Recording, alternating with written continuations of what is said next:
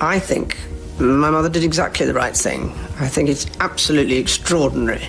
Princess Anne did not raise her voice. She did not need to. In a private meeting at Windsor, she placed a sealed folder before King Charles and delivered a demand so severe that Camilla's closest supporters were left frozen in disbelief. Anne wanted the Queen's private advisors and every family-connected representative working through them removed from sensitive royal meetings immediately. What followed was not a disagreement over protocol. It was a direct challenge to who truly controlled the palace. Before we go deeper into what this really means for the royal family, make sure to subscribe so you don't miss a single update. Charles summoned Anne, William, Camilla and officials to Windsor for a restricted discussion about appointments, security access, and the monarchy's next phase. A restricted meeting meant only those with direct authority could attend, because its decisions could shape the royal household for years. William understood that immediately. The prince watched his aunt place the folder down and knew she had not come to negotiate. Anne had spent 6 months building that file from access logs, meeting records and disputed staffing decisions. Once everyone sat, the princess stated her demand plainly. Camilla's private advisors, and every family-connected representative working through them, must be removed from succession, crown estate, security, and senior household meetings, until an independent review was complete. The crown estate was the property portfolio managed for the monarchy's public role, so influence over it reached far beyond family preference. Camilla stiffened. The Queen gripped her chair and asked whether Anne was accusing her personally. Hurt crossed her face, but anger followed. She had fought for years to secure her place beside Charles, and now the monarch's sister appeared to be questioning those she trusted most. Anne did not soften. She told Camilla the issue was not her marriage, title, or right to stand beside the king. The danger came from unelected, unappointed figures shaping decisions they had no authority to touch. William lowered his eyes, because the future king already knew 2 names in the file. The princess placed 3 meeting summaries on the table. Each showed recommendations linked to Camilla's circle, entering official discussions before senior royals were consulted. Charles removed his glasses and read the first page again. He did not reject Anne's demand. Instead, the king ordered every official except Anne, William, and Camilla to leave. The doors closed. Camilla finally understood that this was not a complaint. Anne had brought enough evidence to force Charles into choosing between private loyalty and royal control. But to understand why Anne was prepared to confront the Queen so directly, the palace first had to face what each woman believed she was protecting. Anne and Camilla had survived decades inside the same royal institution, yet they had never viewed duty through the same lens. One believed loyalty meant protecting the crown from personal influence, no matter who was offended. The other believed her position entitled her to trusted voices of her own. Now those 2 definitions of loyalty had collided across a polished table, with Charles caught between his sister's warning and his wife's humiliation, and William watching every reaction in silence. Anne had built her life around service, discipline, and direct responsibility. The princess believed royal authority was never personal property. It was power temporarily held on behalf of the institution. And that mattered, because every private decision could eventually affect the public future of the monarchy. Camilla saw that same world differently. The Queen had survived years of hostility, suspicion, and constant comparison with the past, so she had created a circle of people she believed would never abandon her. That circle had once offered protection. Anne now believed it had become influence. The princess feared that advisors close to Camilla were moving beyond emotional support and quietly shaping appointments, invitations, and access to the king. Those were not small privileges. They determined who reached Charles, who remained outside, and whose voice entered the room before anyone else had the chance to speak. Camilla felt the accusation like a public stripping away of trust. When the meeting paused, The Queen turned toward Charles and told him Anne had made her look dangerous inside her own home. She did not shout. Her pain made the words sharper. The king tried to answer, but hesitation entered his voice before reassurance could. William remained near the window, saying little. The prince felt sympathy for his father, yet he also feared that private loyalty was beginning to erase clear lines of authority. He had already recognized two names inside Anne's folder. Both had appeared in recent discussions about royal residences, even though neither held a formal role in deciding how those properties were managed. Charles knew those names as well. The king admitted quietly that he had noticed their growing presence, but avoided confrontation because he feared another rupture within the family. He had hoped the tension would settle on its own. Instead, silence had allowed it to grow. Anne rose and left the chamber without softening her position. Camilla waited until the door closed, then looked directly at Charles. "Did you know she was bringing this?" The king did not answer quickly enough. That delay wounded her more deeply than the demand itself. Anne's determination had not come from suspicion alone. One specific incident had convinced her that silence was no longer loyalty. It was surrender. The true point of no return had come weeks earlier, during a ceremony that should have united the family, but instead exposed a hidden chain of influence. The crisis began not with a secret file, but with an empty chair. During preparations for a national veterans ceremony at St. George's Hall, Anne discovered that her confirmed place beside the king had been reassigned without consultation. The change appeared small, just one adjustment among dozens. Then she learned who had requested it, who had approved it, and what had been promised in return. From that moment, Anne stopped seeing isolated mistakes. She began seeing a system taking shape behind closed doors. Anne arrived at the final planning session 3 weeks before the confrontation at Windsor. The princess expected routine decisions involving Charles, Camilla, William, and senior military representatives. St. George's Hall was the grand ceremonial space inside Windsor Castle, used for major state and royal gatherings. And this event mattered, because Anne had spent decades supporting the armed forces. Her place beside the king was not only symbolic, it reflected years of service.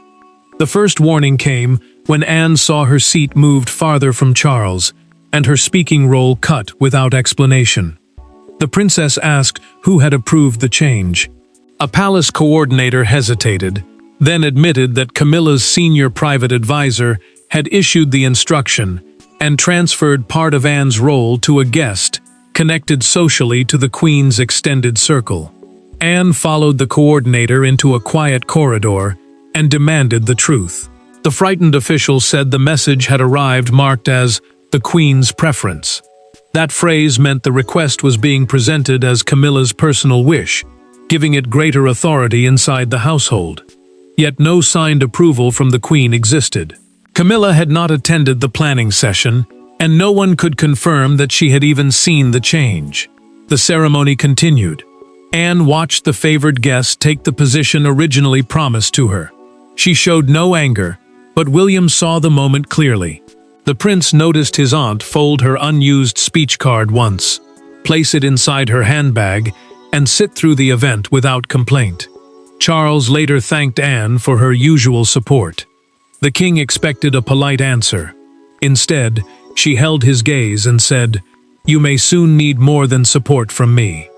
He watched her leave without understanding the warning. The truth deepened that evening. Anne learned that similar unofficial instructions had affected 2 charity appointments and access to a private royal planning session. She contacted a trusted former household officer and began reviewing records quietly. Together, they found Camilla's name repeatedly used to advance requests she may never have approved. Anne now faced 2 possibilities. Either the Queen had knowingly allowed the influence, or people closest to her were using her authority without permission. When Anne finally returned to Windsor with the completed folder, she was no longer seeking an explanation. She was demanding accountability face to face. With the advisors dismissed and the doors locked, royal politeness finally collapsed. Camilla accused Anne of using administrative concerns to challenge her place beside the king. Anne refused to retreat. Between them sat the folder, unopened now, because both women already understood what it represented. Charles attempted to slow the confrontation, but one sentence from Camilla transformed the meeting from a dispute about influence into a deeply personal reckoning over respect, rank, and years of concealed resentment.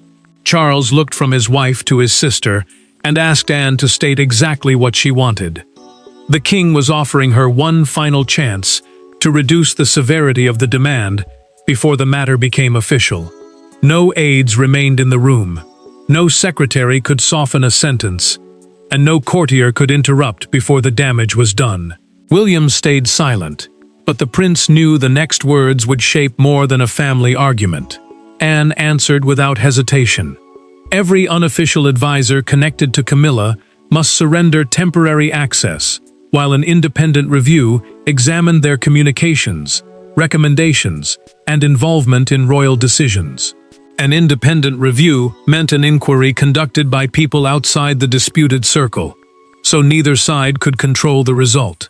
The princess made clear that this was not punishment, it was protection. Camilla stood. The queen accused Anne of never accepting that she had become the monarch's wife, and now held a place beside him. Years of buried resentment entered her voice. She believed the princess had waited for one weakness, one mistake, one opening to cut her authority down. Anne rose as well. She told Camilla that becoming queen did not place private networks above accountability. The princess said rank could protect duty, but it could never excuse influence exercised in secret. Camilla pushed the folder across the table. Anne stopped it with one hand and slid it toward Charles. This decision belongs to the crown, not to either of us. The words landed hard. William finally broke his silence.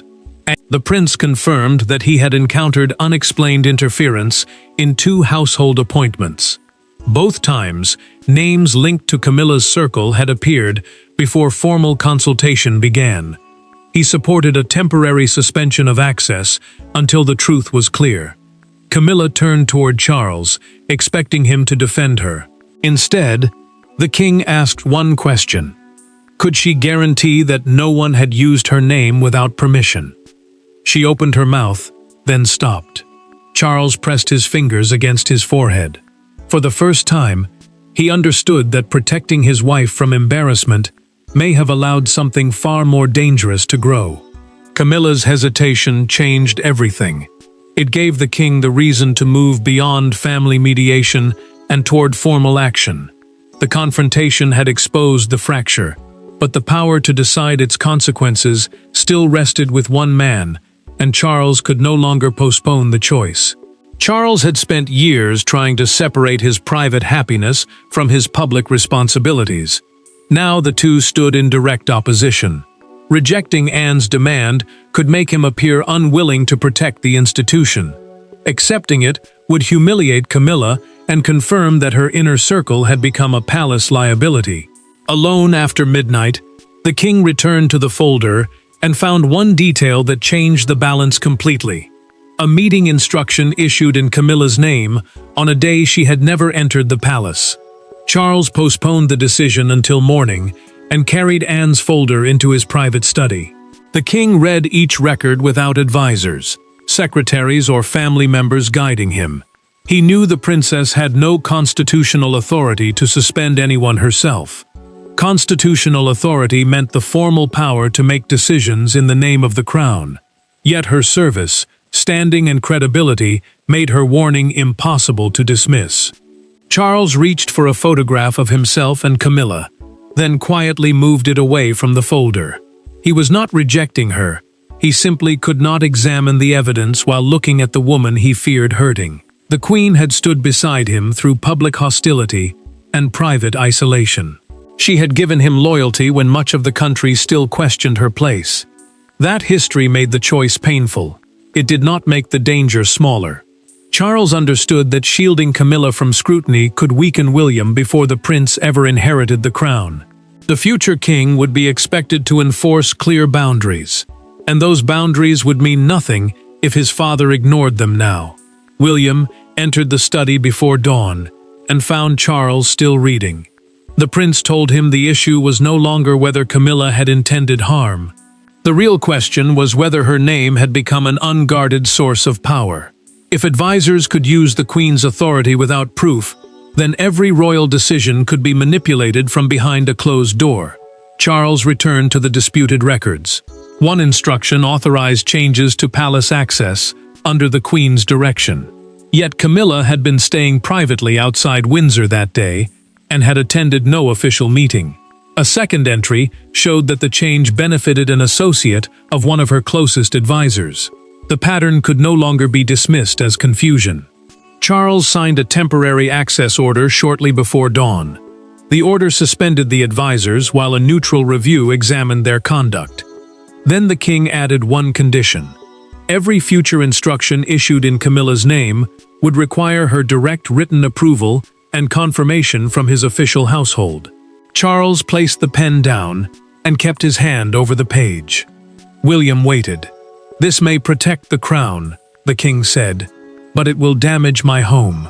By breakfast, the order had begun moving through the palace, and the first people to feel its force were those who had believed Anne could never make it happen. At 8 o'clock the next morning, security access changed across 3 royal residences. Names disappeared from meeting lists. Passes were suspended. Calls went unanswered. Camilla's closest supporters reacted with fury, insisting they were being punished without the opportunity to defend themselves. Yet the most painful moment came inside Clarence's house, where the Queen received the signed order and discovered that Charles had approved Anne's demand with an additional restriction, aimed directly at preventing anyone from using Camilla's authority again. Charles authorized the temporary removal of Camilla's private advisors and family-connected representatives from succession, security, estate, and senior appointment discussions. Succession discussions were meetings about the future transfer of royal duties and authority, which meant access to them carried enormous influence. The king also ordered that every instruction issued in the Queen's name must now carry her direct written approval and confirmation from his official household. Camilla's circle erupted. One advisor called the review a targeted purge, designed by Anne and strengthened by William. Another warned that the Queen's silence would be treated as guilt. They pushed her to challenge the order publicly, but Camilla refused. She understood that open resistance would not protect her. It would make the palace look divided and give the review even greater force. Camilla carried the document into her sitting room and read the final page twice. The Queen removed her glasses, asked her private secretary to leave, and waited until the door closed. Then she sat motionless, with the order in her lap. Charles had not removed her title or challenged her marriage, but he had placed a formal barrier around her authority. For someone who had spent years fighting to be accepted, that restriction felt like a wound delivered from inside the family. William saw Charles at breakfast and immediately understood the cost. The prince noticed that his father had not touched his tea. The king had restored institutional control, but he looked emotionally exhausted. William knew the decision was necessary. He also knew necessity did not make betrayal feel less personal. The fallout deepened before noon. Security officials discovered that one suspended advisor had retained access to internal scheduling information long after that access was required. The finding strengthened Anne's warning, yet the princess did not receive control of the inquiry. Charles appointed a neutral 3-person panel, meaning an independent group with no loyalty to either side. Neither Anne nor Camilla would be able to claim the outcome as a private victory. That evening, Camilla ended the silence. The Queen sent Anne a private message containing only 6 words: "Come alone. We must finish this."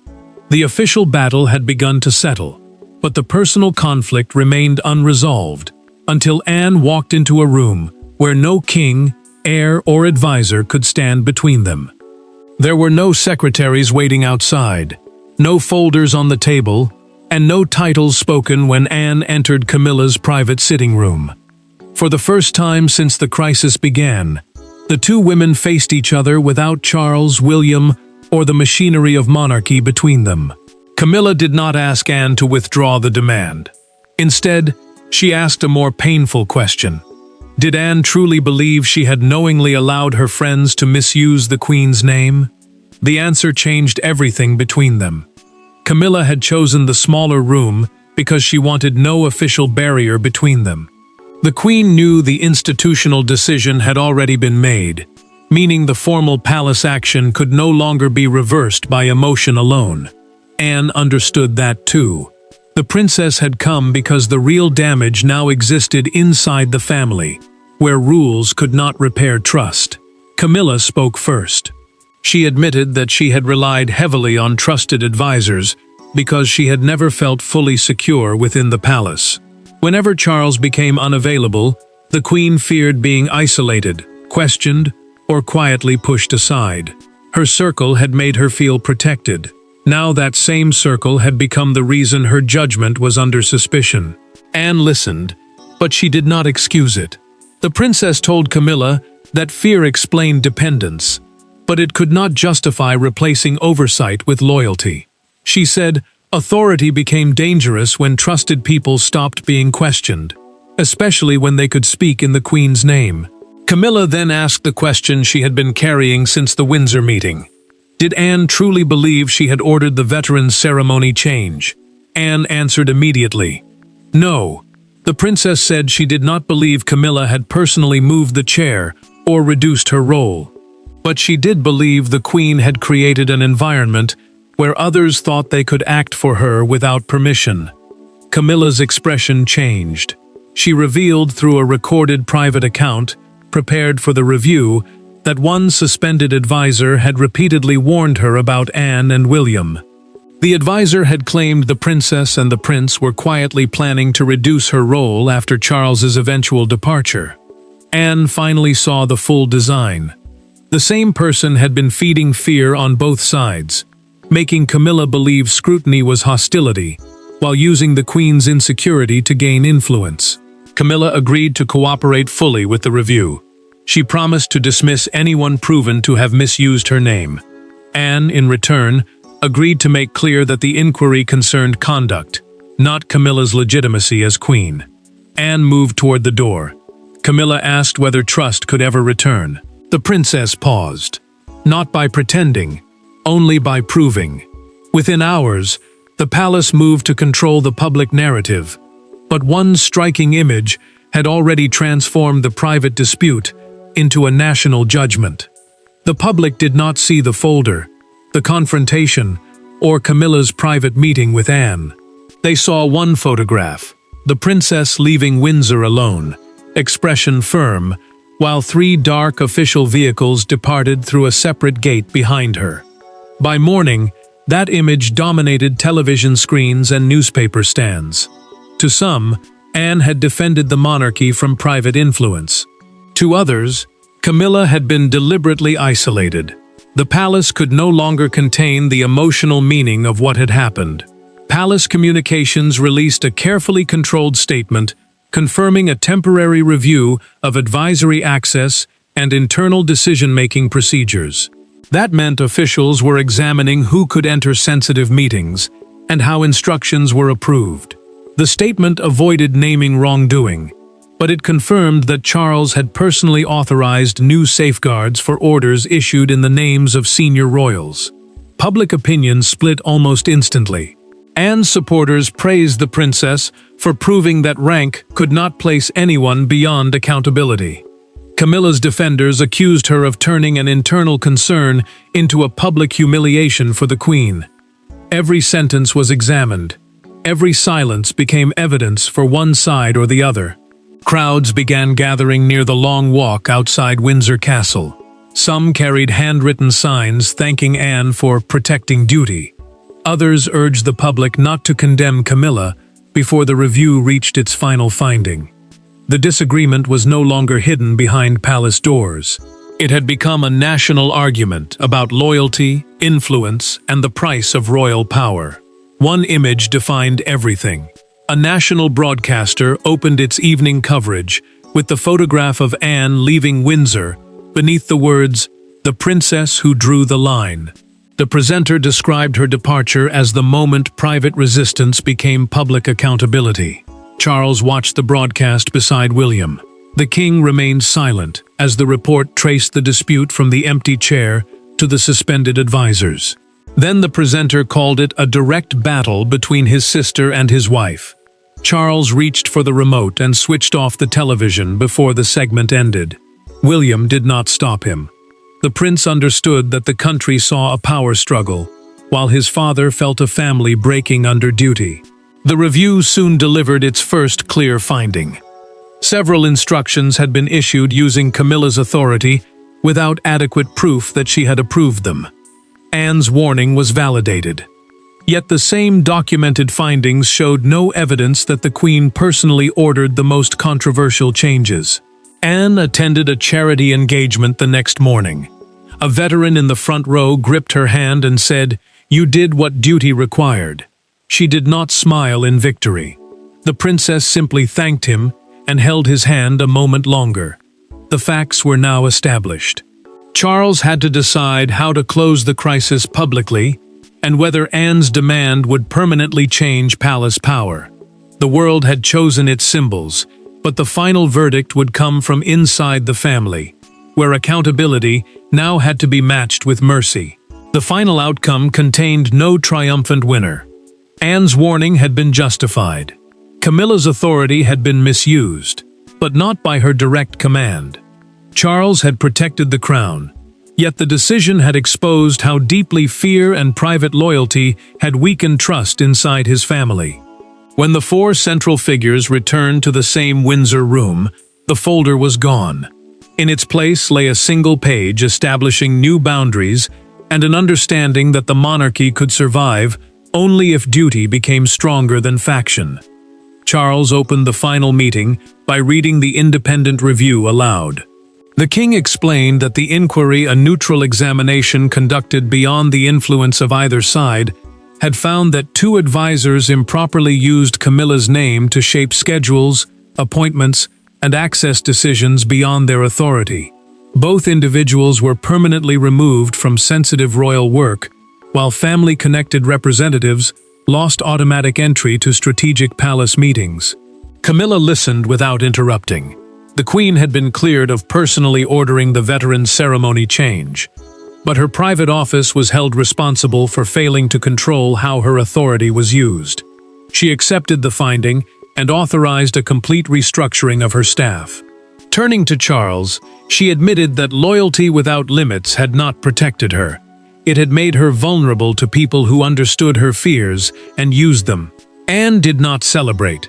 The princess acknowledged that her demand had caused pain, but she refused to apologize for raising it.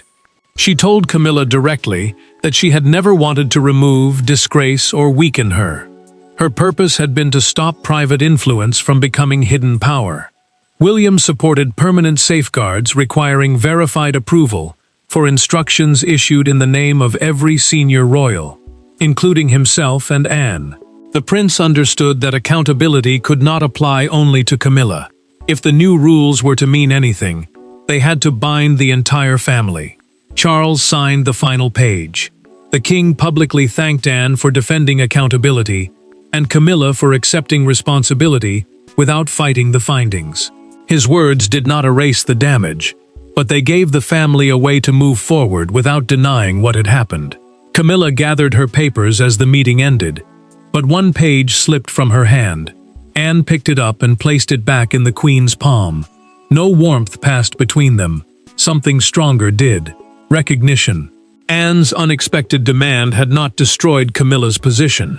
It had separated her from those exploiting her insecurity, forced Charles to place duty above avoidance, and shown William what responsible authority would require. The monarchy emerged bruised, but more disciplined. Unity had not been saved by hiding conflict. It had been saved because powerful people accepted limits, faced the truth, and chose the crown's integrity over personal comfort. And when the Windsor doors closed for the final time, the palace was no longer divided over who had won it, understood exactly what had been saved. Thanks for watching. Please don't forget to like and subscribe, and we will see you in next one.